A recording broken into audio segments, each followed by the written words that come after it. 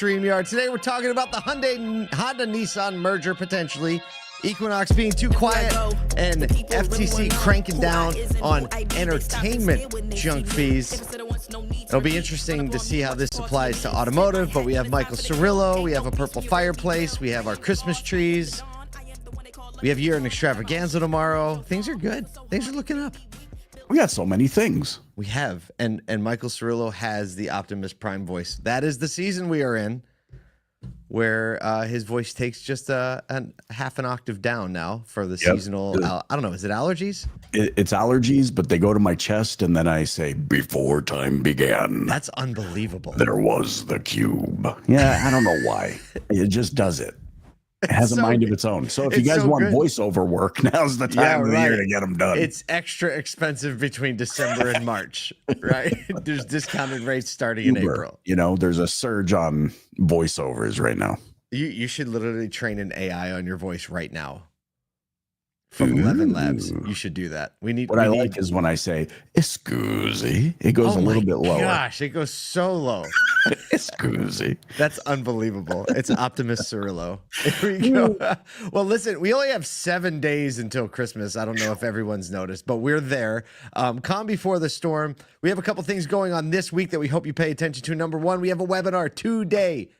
Is it 2 p.m.? 2 p.m. Eastern. We're talking about the service drive to the sales department and all of the goodness that can happen there. We're talking to our friends from Chapman BMW Chandler. We're meeting with their GSM to talk about how they've turned their service drive into a 30 to 45 car a month producer in sales. There's like 200 people signed up for this already, most of them dealers. We're going to be with our friends AutomotiveMastermind who are helping us put this on. We hope you will join. You can learn something before the end of the year. It is not too late.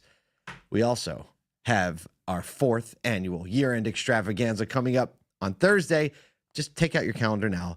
Circle 1 p.m. on Thursday or set it aside to be with us on the live stream. We have some amazing guests. We have David Kane, David Spizak, Zach Kinch, Austin Conroy, Daniel Govera, Elena Ciccatelli, of course, Michael Cirillo. He's not a guest, he's a host. Trey Rohrman, Liza Borges, Letty Brozard, Ed Roberts. Lots of fun. We even pull out a couple of things that may be a bit controversial. I know that's not really in fashion for a Christmas program or a holiday program, but you know what? We're going to do it anyway.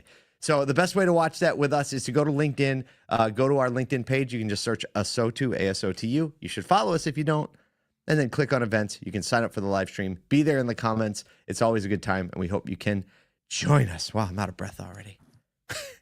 I'm frozen. Well, you're only frozen on the video part.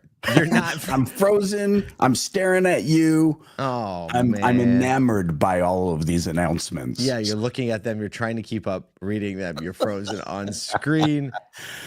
Listen, at this point, we will just go. The audio's good, and most people listen to this on the audio. Sorry for the friends on the live stream, but you do have a really nice side profile of Michael Cirillo now. So I look like I'm enamored by whatever you're going to say next. Or terrified. I can't tell.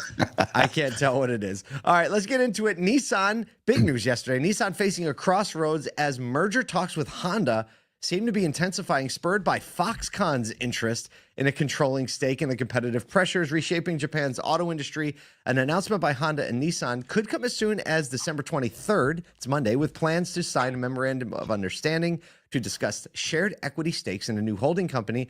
Honda-Nissan-Mitsubishi merger would create one of two Japanese auto powerhouses, the other led by Toyota in their Subaru, Suzuki, and Mazda alliance. Foxconn's interest in Nissan reportedly accelerated Honda's push for a merger. If you don't know, Foxconn, big producer. They've gotten into the auto industry. They're doing a lot of work. What are they doing a lot for Tesla? What were they doing a lot for? I don't remember. Michael Cirillo's back. But they also put together a lot of iPhones, a lot of iPads. And there's been a lot of question, like, are they going to get in the auto industry, and what will that mean? So now that they're knocking on the door, competition is definitely good for the seller. Combined, Honda, Nissan, Mitsubishi sold 4 million vehicles globally in the first half of the year. Toyota's a little bit ahead, 5.2 million. Nissan shares, of course, surged on the news, almost 24%, the biggest one-day gain in history. So talk about shaking up the space a little bit. Here's what's funny to me. because we never really think about it on this side of the globe. When I was in Australia, I was shocked at how Mitsubishi was the status vehicle. It was like if you drove a Mitsu. Really? Yes, I'm telling you. I was like Land Rover, and they're like, So even more than Toyota. Like, yeah, because like Africa, the Middle East, it's like Toyotas, right? That's what you have. Even South America, Toyotas. Uh-huh. Interesting. It'll, you know, I think the most, like, Honda, Nissan totally makes sense. I think there are a lot of Nissan dealers and a lot of our friends who are very excited about this news because Honda is definitely a franchise that has been known for, you know, a lot of just stability over the years. Solid products, solid quality control, solid leadership, working together with dealers in a pretty close way. You know, I don't think at the level like which Toyota dealers or Subaru dealers see their OEM, but Honda's definitely a solid player. Nissan obviously gone through a lot of leadership changes, a lot of new lineups, a lot of questions. So I feel like this is good news for everybody. Yeah, maybe except for Foxconn. Well, I know. Well, we'll see what happens. We'll see what happens, and just, you know, it's good to hear the noise. You want me to take a crack at this one now that I'm back? Speaking of hearing the noise, you're back. Take a crack at this one. General Motors issued a recall for the 2025 Chevy Equinox EV due to its pedestrian alert system failing to make sufficient noise at low speeds, potentially putting pedestrians at risk. If my dad were driving one of these, he's plowing through all sorts of stuff. I'll tell you that right now, because sometimes those hearing aids don't connect. The alert system software may not meet federal noise requirements for hybrid and electric vehicles, affecting over 7,500 Equinox EVs. GM resolved the issue in its assembly plan in October. Current owners can get a free body control module update at dealerships starting January 27, 20. That sounds really official, by the way, January 27, 2025 body control module. The BCM for all of you in the service department. You know, it's this type of upgrade. There are a couple things here. Number one, it's really sad. I understand the safety element of it for sure, but it was really awesome to be able to sneak up behind your friends on a lot in an EV and then just honk the horns.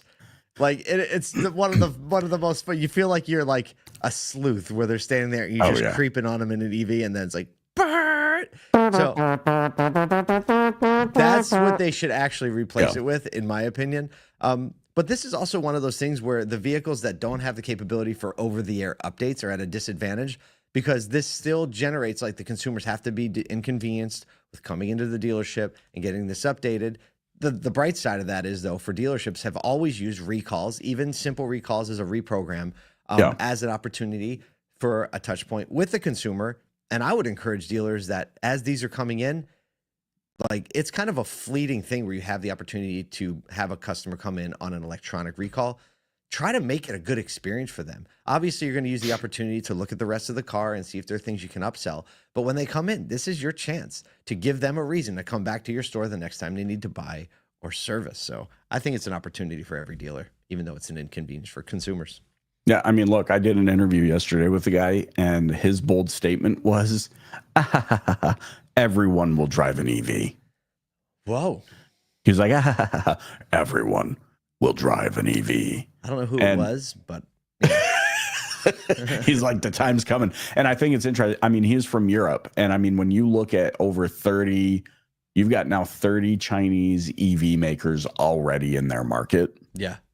I think he's looking at it from a different vantage point. But to your point, whatever happens, I double down on what you said. Make it an amazing experience. That's what we have as humans. We have experience. That's what we need to lean in on. There you go. Everybody, I can see how he would think that, like, in Europe with all the activity, but you know, in America, we're stubborn. We're stubborn. We have oil. We have oil. We have the South. we have the South. They don't have anything like the South over there. Nothing like it. We have rednecks. Like, there's never, ever going to be a time. And if it is, I will be far dead and gone by the time if it ever happens where we're only driving EVs. He didn't put a time frame on it. I'll say that. He did not put a time frame on it. He just said the time will come. Okay, I was like, okay. The time will come. How old was he, by the way? He's our age. Actually, exactly my age. How about that? Exactly. So 29. I like Speaking of showing our age. Stop. Segue. Time.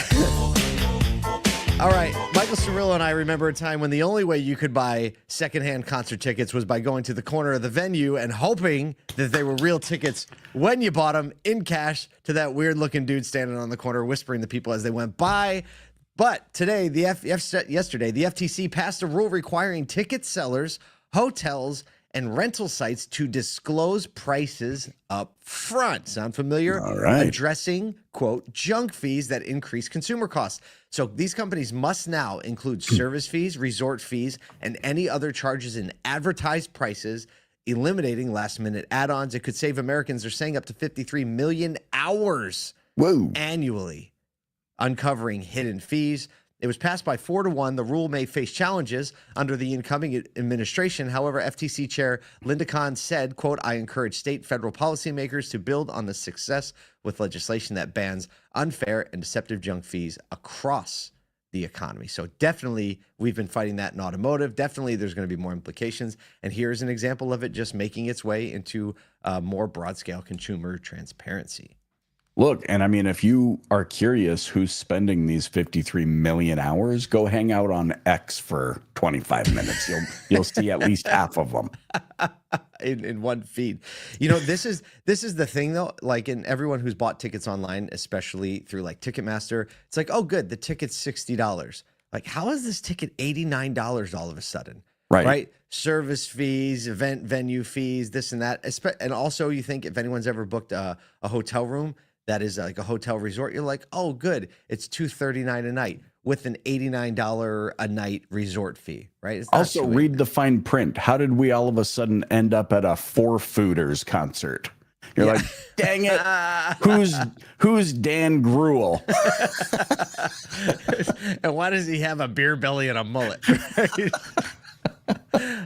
No, but I think this is going to continue to have more consumer pressure on transparency. Auto, we have a jump on this already. We've been talking about it. We've been dealing with the cars rule. And look, we've talked about it many times on this show and on a lot of stages, saying like the basic elements of the cars rule are great. They're consumer friendly. The best operators in the country are already abiding by the cars rule before it was even put into place, because they're saying, hey, we want our consumers. We don't want them to be surprised. We don't want the stress and anxiety that it costs. We don't want the F&I office to be a place where people hate. We want people to leave smiling. Look, and I mean, I don't want to be that guy. But we just came off of what felt like the Klondike Gold Rush of 1847 in the car business, with what felt like a largely unregulated heyday of profit. It did feel like that. It kind of makes sense now that on the tail end of that, people are like, maybe a little more disclosure on what we're spending our money on. Especially as all that negative equity is making its way back into the sales room. And that's going to be the case for the next 3 years at least. Yeah. So congratulations to everybody that sold cars during the pandemic who are no longer in the business, and congratulations to all those green peas who are dealing with what this is now. The fallout. Listen, whatever you're dealing with, wherever you are in the industry, we got your back. We hope you join us for the webinar today at 2 and for the year end extravaganza tomorrow at 1. Whatever you're doing today, make sure you take care of the people.